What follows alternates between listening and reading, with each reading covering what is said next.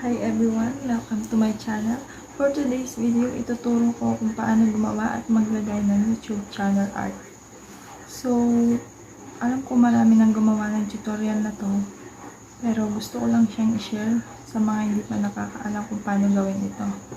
Ano nga ba ang YouTube channel art?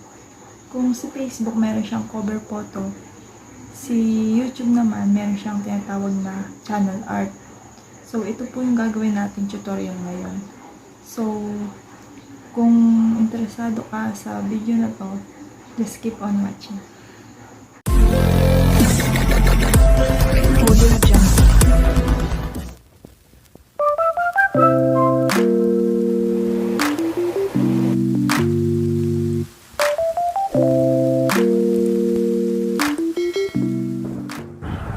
So guys, punta na tayo sa PixArt.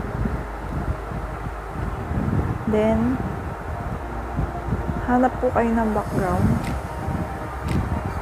Ayan, marami pong background sa PixArt. At dahil may nakuha na akong background kanina sa Google, click ko na lang siya. Pwede po kayong kumuha sa Google ng background kung ayaw niyo po yung mga background sa PixArt. Ayan po yung nakuha ko kanina. Then, click ko yung tools. I-crop ko siya into YouTube size. Click niyo yung YouTube. Ayan. Makakrop siya sa pang YouTube. Then, i-click ko ulit yung tools. Then, i-resize ko siya. Ayan. So guys, yung hinihinging size nung nasa YouTube channel art is 20:8, then 11:52 siya dun sa YouTube channel art. So pwede siyang sumobra ng konti. Then i-resize na natin siya. Yan, na-resize na siya guys. So pangalan ko lang yung ilalagay ko na channel art. Kayo po kung anong gusto nyo ilagay. Pwede rin po nyo ilagay yung mga account nyo like Facebook, Instagram, Twitter, ganyan. Then picture. So ako gusto ko simple lang, kaya pangalan na lang po yung lalagay ko.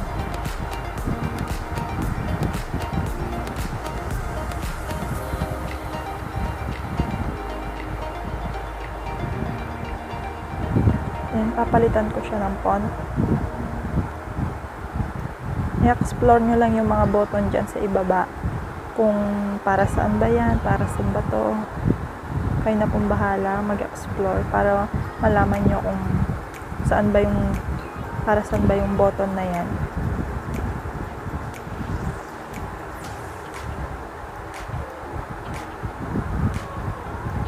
So guys, dapat nasa gitnang-gitna po siya. Dahil ito po yung safe area na pwede nyong lagyan ng channel art niyo ng mga design picture, ganyan. Yung mga ilalagay niyo po na gusto nyong ilagay. Kasi para makita po yung design niya or yung pangalan.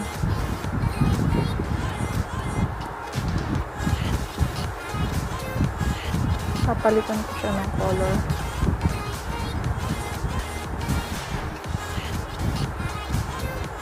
Lagyan ko siya ng stroke. Ayan.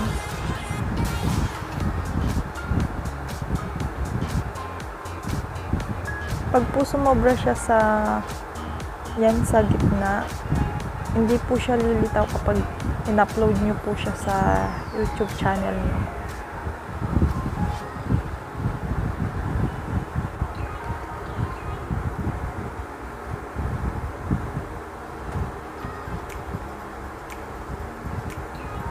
So, ayan, may napili na ako.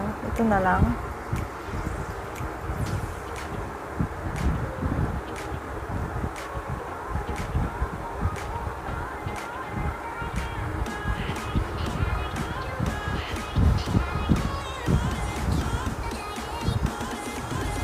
Lalagyan ko siya ng picture.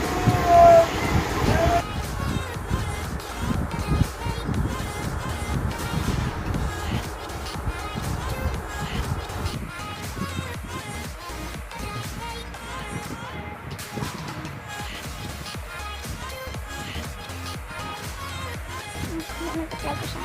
Then, tapos ko yung ipasok ko na.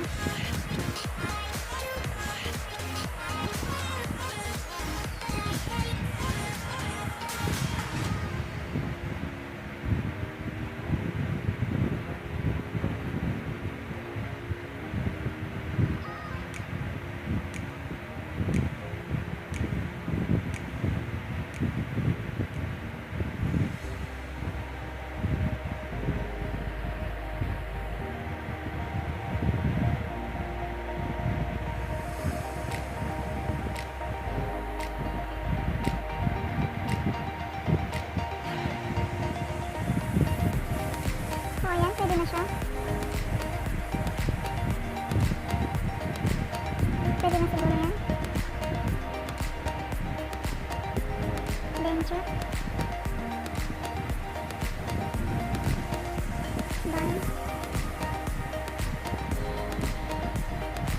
So, nandito tayo sa browser ngayon. I-click nyo yung picture nyo dito sa gilid. Wait. I-click nyo muna yung tatlong tuldok na to. Siguraduhin nasa desktop site muna siya. Ayan. I-check nyo siya. Ayan. Naka-desktop site na siya. Then, i-click nyo yung picture nyo na yung nasa gilid. Then, click nyo yung your channel. Ayan. I-click nyo yung customize channel.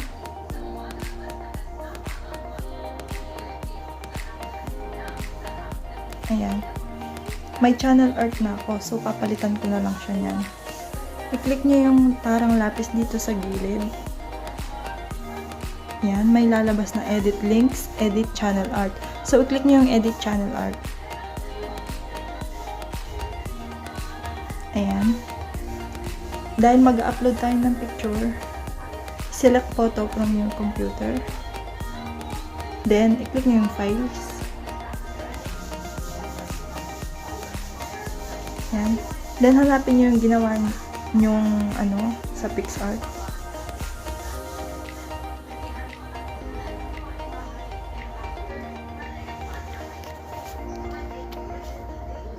Ayan po siya. Ganyan po siya lalabas kapag nasa desktop or TV at mobile. So, dahil nasa desktop tayo, select na natin. Ganyan po ang itsura niya. Ayan siya guys, napalitan na siya. So, ganun lang siya kadali. Sana may natutunan po kayo sa tutorial natin today. So, thank you for watching.